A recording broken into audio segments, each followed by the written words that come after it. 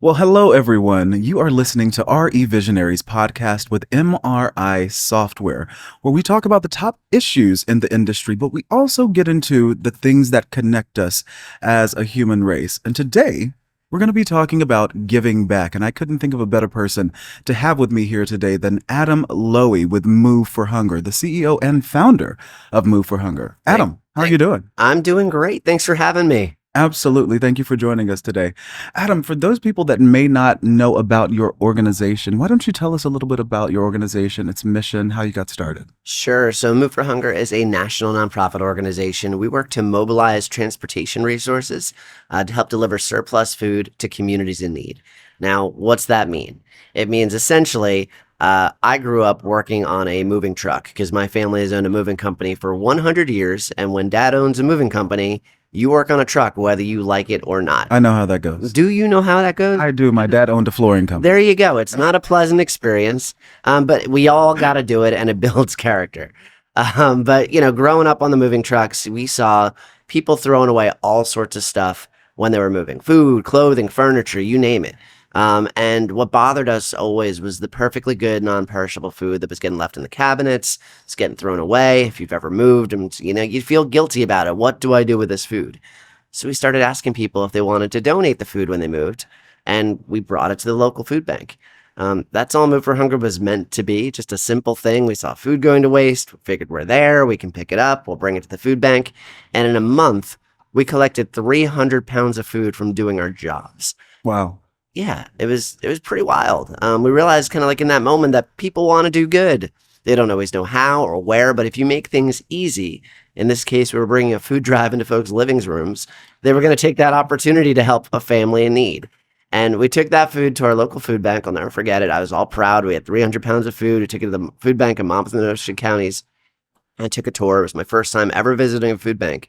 And they told me that there were 140,000 people in my county that didn't have enough to eat. Jeez. And if you've ever visited Monmouth County, New Jersey, it's the home of Bruce Springsteen and Bon Jovi and the Jersey Shore, and you look around and you don't see homelessness or poverty or all the stereotypical things that you think about when you think about hunger. But here it was all around me. And up until that point in my life, hunger was one of those problems that was far away. It was in another country. It was in a big city like New York or Los Angeles, but to be in my backyard, it felt so personal. And it was kind of in that moment that I realized, well, if my family's company could feed 300 people in a month from doing their jobs, imagine what happens when you get others involved. And that was really the seed that started Move for Hunger. Now, is the company still, like your family's moving company, is it still involved in the organization? They are actually. The family business is still around. This year marks 100 years of the family moving company. My great-grandfather started it. And while he's no longer here, my grandfather is 94 years old. Just had lunch with him the other day. And does he still help you guys out and all that stuff? A little bit less now, but talking to him, he'd share all the stories about when he was young and how he supported local food banks and things like that too. So there's a family history that I never even really knew about, but it's great to see it kind of come through the generations.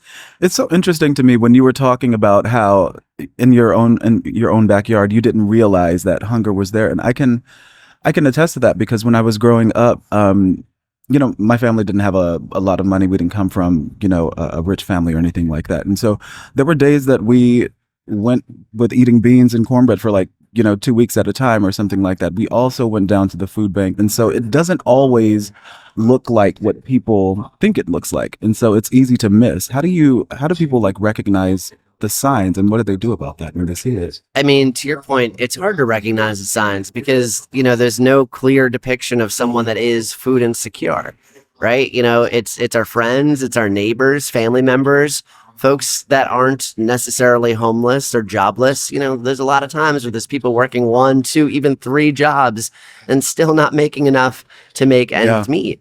The food banks provide, a great service as a safety net, but, they are not solving for poverty. And that is why you find people in a situation where they can't afford food for themselves and their families.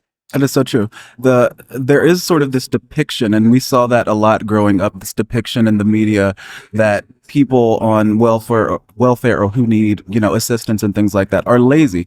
These people aren't. Many of the people aren't lazy. They're working several jobs. They just can't make ends meet because, um, whether it's the number of children they have or things in our case were just so expensive, and I feel like that is sort of the place that we've arrived at in today's age as well. Things are just so expensive that people find it difficult to I survive. mean, go to any grocery store. The cost of food has risen dramatically. The cost of healthcare has risen dramatically. We're at an apartments conference right now. The cost of rent and Come on, housing tell me has about it. risen dramatically.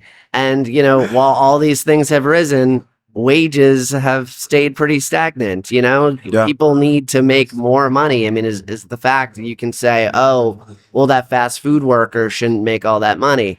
I get that. There's harder jobs out there than fast food service.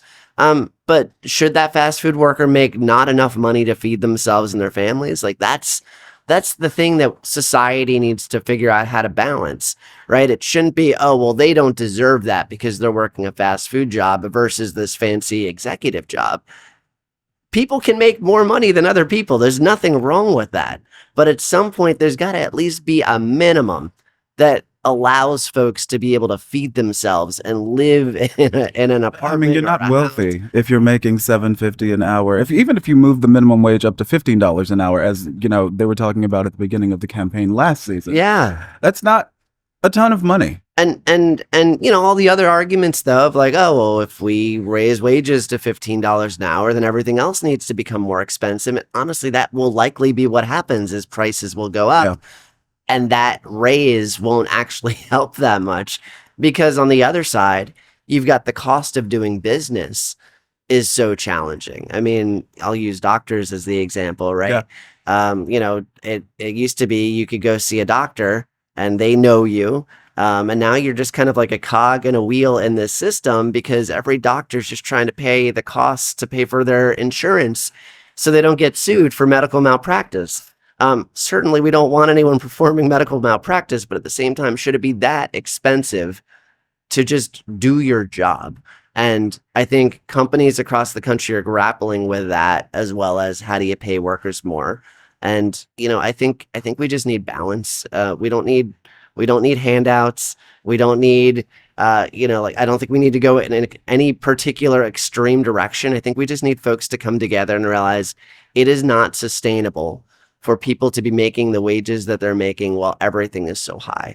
So how do we find a way to just balance things out a little bit? Yeah. What do you think is like? I think we were discussing the pandemic and how prices on food costs went up during the pandemic. Why are they still high? What are some of the reasons that your organization is pinpointing as to why things are still high when it comes to food? Yeah, well, I mean, when you think about food, a lot of it comes down to logistics, right? So we are very inefficient when it comes to how we think about sourcing food, how we think about processing food. Something might be grown in the US, shipped off to Mexico to be processed, come back to the US to be repackaged, and then shipped overseas to China so people can eat the food, right? So, like, think about how many touch points that food is having, how long that food is taking in the journey. Yeah. And then during that journey, there's food loss as well, which we haven't even gotten into. 38% of the food in this country never gets consumed, which is just wild. And we can get into that. But, your question about like, why is food so expensive? Like, you've got the supply chain issue.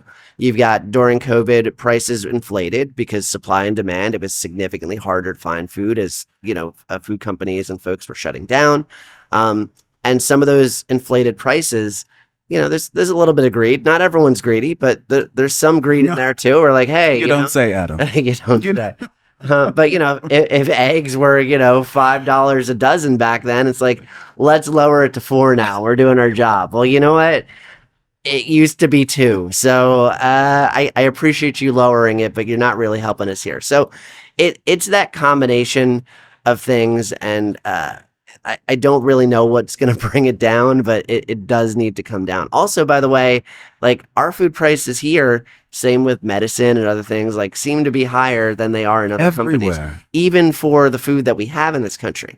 And if you look at what we subsidize as a government, corn being the big one, right? Like, why are we only subsidizing corn? Because, it's going into creating oils and gas and fuel. Yeah. Okay, great. But how about all the other fresh fruits and veggies that cost more than buying a hamburger at McDonald's, right? Like, we're subsidizing the wrong things when we talk about getting fresh, healthy, nutritious food to communities that really need it. So, would you say that there is a crisis of food insecurity in North America, or I guess even in the U.S. specifically? Yeah, I actually would. We have the highest food insecurity rate now than we have in over 14 years. 44 million Americans, including 1 in 6 kids, are going to bed hungry every night in what is supposed to be the greatest nation in the world. All at the same time, while 38% of the food in this country is going to waste. So it's not like we don't have enough food. We're wasting food in mass while families are struggling. And we've set up this safety net of literally thousands of food banks and pantries across the nation that are helping to serve these communities that are falling through the cracks, acting as this safety net. But no one's actually tackling this problem. Charities should not be the ones that are solving the problem entirely. Charities should be set up to help folks in a time of need, to give that helping hand, to get them back up on their feet. But now what you're seeing is the government is essentially okay with everyone just relying on charities to feed people. That doesn't work. Again, we need better wages. We need job training. We need to figure out ways to lower the cost of food so people can afford to feed themselves. Based on what you're seeing around the country, are food banks struggling immensely right now? Yes, they are. And especially in the summertime, right? So, you've got kids that are in school all year. They're receiving, school lunches and school breakfasts. Yeah. And sometimes they're taking a backpack home too to get them through the weekends. That's not happening right now. Yeah. And it becomes even harder to get food, especially to kids during this time of the year. People think about hunger. They think about the holidays. I'm going to do a Thanksgiving food drive or a holiday food drive. That's great. But come January 1, all that food that was just raised is out the door instantly, right? And the food banks need that support year round. When it comes to Move for Hunger, we are trying to drive more food in the door so they can get the food out the door. We know that every dollar a food bank is able to save in transportation costs, they can generally provide 3 meals to families in need. Every dollar Move for Hunger raises, we can provide 3 meals to families in need. So food banks shouldn't be worried about how they're getting food in. They should be worried about not only getting the food out, but all the other wraparound services that food banks and pantries provide. And I recommend you visit your local food bank because you may have this perception of they're just giving out food. Yeah. But no, they're doing skills and job training programs, financial literacy. They're helping people find housing. Those are the things that are going to get people to be, out of that food insecurity state that they're in right now. Those wraparound services, that food, that hey, we're giving you a little bit of food right now. That's just to help them That's eat the for entry the day. point. Yeah. That's the entry point. To get out of poverty, you need all those other services, and there's great organizations working to do those things as well. I seriously did not even realize that food banks were doing all of that. Oh yeah, absolutely. And I live in Atlanta. The Atlanta Food Bank, they're always, asking for donations. I donate to them because, of my background and where I came from. So it's that's important to me. Would you say that the crisis is more urgent, or the need is more urgent in these urban areas or in rural areas? Because I grew up in a very rural town. It was like 5,000, 6,000 people when I was growing up, and we had a food bank, and there was high food insecurity there. So where is the problem most exacerbated? It's both, to be quite honest. Like in the urban areas, things are just more expensive in general in urban areas, and depending on where you are in the country, there's not always good mass and public transportation for folks to take. So you could be in a big city, but 10 miles away from the closest grocery store. How are you going to get there, right? Your only option might be fast food. And we know that like getting McDonald's is going to, and I don't want to just keep, bashing on McDonald's. I love me some Mickey D's. No, I don't. That's okay. You can miss me with that, Adam. I'm sorry. You're by yourself. But like if that's your only option, We know that when you don't get good enough healthy food, it can lead to obesity and diabetes and just like poor choices. And when that starts as a young person, that carries with you for your entire life. So, the cities are hard, and then the rural areas are just hard to get food in to as well. So even when you're trying to like support food insecure communities, like we've done some work on like Indian reservations where no one else can because it's hard to get food over there. And even if you do get food over there, how are they going to store it? They don't have the refrigeration or infrastructure that they do, in more urban communities. So the challenges of getting food to folks in need really become exacerbated in both different demographics. Very interesting. I when I used to live in Texas, I lived near this town or near Austin, in this town of about, I think it was around 80,000 people or so. But even in that town, it was a very distinct difference between one part of town and the other part of town. And on the east side of town, it was mostly minority people. And I met this guy named Garfield. He had started this charity called the Unincluded Club, and basically he had seen like the neighborhood kids running around and kind of getting into trouble, and he started putting up basketball goals and inviting them to play basketball after schools, and then that turned after school, and then that turned into this sort of after school program where he was brought in like teachers and started offering tutoring and things like that. And then as I was leaving to move to Atlanta, they had just opened this academy called Cultivate Academy, and the academy basically showed people how to grow food, people in that community, how to grow their own food, because it was kind of located in what would be considered a food desert. There were just, convenience stores and, McDonald's. But I thought that was such a cool concept and really a great example of how people in communities can take action. And like you said, it's not necessarily the only remedy, or can't be the only remedy, but it's some way that people can get involved. What are some other ways that you've seen people sort of take action in these situations? Yeah, I mean, like it's important that people appreciate where their food is coming from. So I love hearing that example. With Move for Hunger, we've got a lot of ways that people can get involved. Here we're sitting at the National Apartment Association's annual conference. It's loud. It's fine. There's thousands of people here. But we have more than 2,700 properties that work with us today, 500,000 units that when residents give notice that they're moving out, they can donate their unopened, non-perishable food items, and we'll get that food picked up and delivered to local food banks in their communities. We also do food drives, fundraisers, resident engagement events, because it's not just about move out. You're there year round. This is your home. This is your community. How do we keep you involved? Education, right? Education super important. From the time I walked into a food bank for the first time and learned about that this was an issue in my community. We want everyone to realize that food insecurity and food waste are personal issues. It is happening across the board. In fact, if you visit zerowastekitchen.org, it's a new campaign we've launched.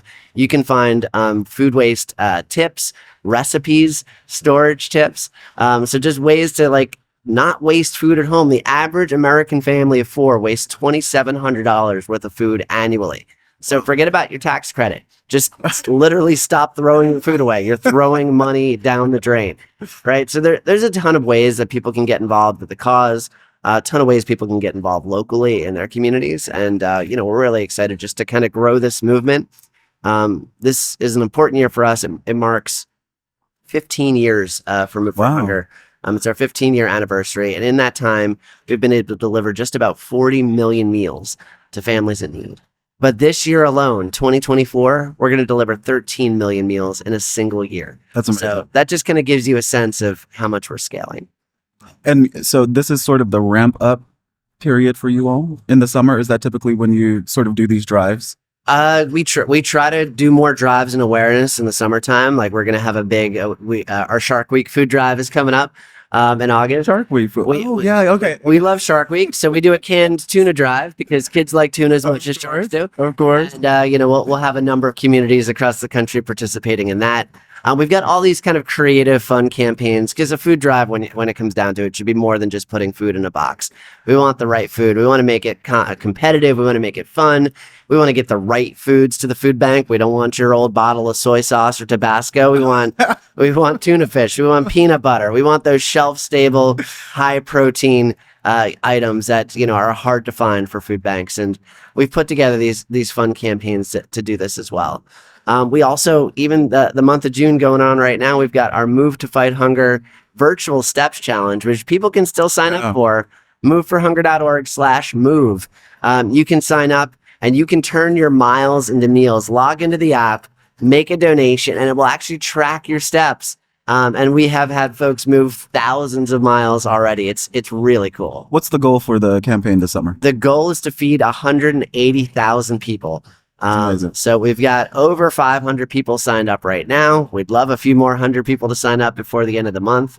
It's a small donation, but it's a lot of fun. And again, if you want to turn your miles into meals, this is the way to do it. Now, Adam, I did sign up like a few weeks ago. Yeah. And so I don't have one of those like those watches or anything like that. You do not need a smartwatch. Okay. Every phone has a pedometer in it. Google is always watching us. So as long as you log into the app. Don't come for Google like that. Don't do that. Listen, I don't see them on the trade show floor here. We're okay. So, as long as you've logged into the app will actually just track your steps as part of it. And yeah, it's been really competitive. We're seeing a lot of trash talk in the app. We actually just did one separately from this campaign. We did one with Assurant.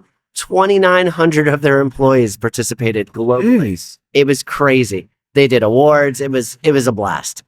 So if corporations sort of want to do something on their own, Yeah. in support of you all, you can We sort do of develop a employee program? engagement, Okay. team building all the time. One of my favorite events we call Architecture. You can do this for a national sales meeting or you can do it for a client, but we'll split people into teams of 10. We'll bring in pallets of non-perishable food and everyone's going to build their most creative structures out of this food. And we'll do some education as well. Obviously, we want people to learn about the mission. And at the end, we're going to bring everything to the local food bank. So it's that mix of creativity and Yep. networking and fun and team bonding, but with impact, right? Because everyone's like, oh, we're going to do a team building event. And it's like, great. But like, is that team building event actually leaving a mark on your community? That's what Move for Hunger is able to offer. Awesome. Now, so this is your 15th year anniversary. 15th anniversary. Okay. So I know that doing, charity work is rewarding. I also know it can be exhausting. So in those moments when you're feeling like you just need to unplug, what does Adam do to unplug? What do you do? Oh man, I am a Jersey native, born and raised. So I spend a lot of time on the beach whenever I can. If work is over a little bit early, I'll take my kids. We'll go have dinner on the beach. I live 5 minutes from the beach. I'm very spoiled. Oh, nice. I grew up by the beach, and then I went to college in Arizona and got the desert and the mountains, which was lovely, and I appreciated it until But the you summertime. prefer the beach. But I prefer the beach. So the beach for me is my happy place. I've got 2 little girls, 3 and 6. They definitely keep me on my feet and take up a lot of my time. I bet. And then music's my other therapy. I play the piano. I've been playing since I was a little kid. Nice. And that's where you can get your stress out, your rage out, whatever you need to do. Just banging on the piano a little bit. It helps and soothes me. So what are the girls like you to play right now? I mean, they you don't know, but they like things like Daniel Tiger and all their favorite like little kid songs. If you don't have those things in your head, you don't need those earworms. I'm telling you.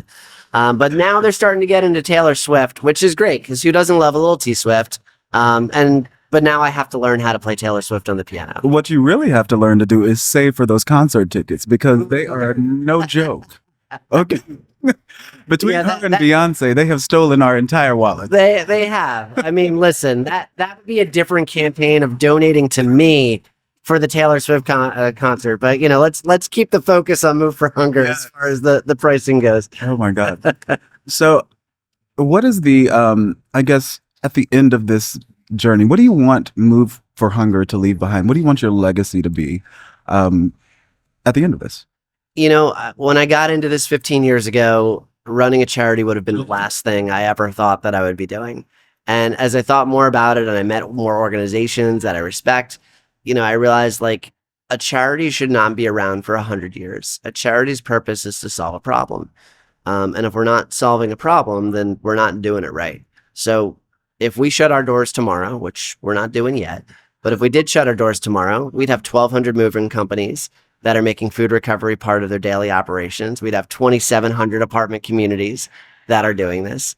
And if you just make donating your food when you move at minimum, just the way that folks operate and the industry can kind of support itself to do that, then you don't need me. Right. And like that would be lovely because I could go do something else and probably make a lot more money. But like that's not what it's about. At the end of the day, it's like, how do we change processes and mindsets and get people to care about these issues? So unfortunately, we still have a lot more work to do. But fortunately, I've got a phenomenal team. We've got a phenomenal community of folks, MRI included. The MRI Foundation is a great supporter of ours. And I think the more we can get this message out, and this is why I'm so appreciative that you're having me on the podcast today. We want more people to know that it's not hard to make a difference in the community you serve. We'd love for you to get involved. MoveForHunger.org. You can get your property, your company, whatever you want involved. You can just donate if you want to support that way, but just get involved. There's plenty of causes out there. There's a lot of need out there. Just do something that is making a difference. It doesn't take much. Adam, thank you so much for being here, and thank you for bringing up, the MRI Software Foundation. I first learned about your organization last year when we had you all as part of Ascend, and had done the donation and everything. And your mission just fit right in with our mission, combating hunger and homelessness. And so the work that you all are doing is so important, and you picked one hell of an issue to tackle, but somebody has to do it, and I thank you for your commitment. Thank you to you and your team for all the great work that you do in the communities all over North America. It doesn't work without support from folks like you and the foundation, and thank you for having me today. This is wonderful. Absolutely, appreciate it.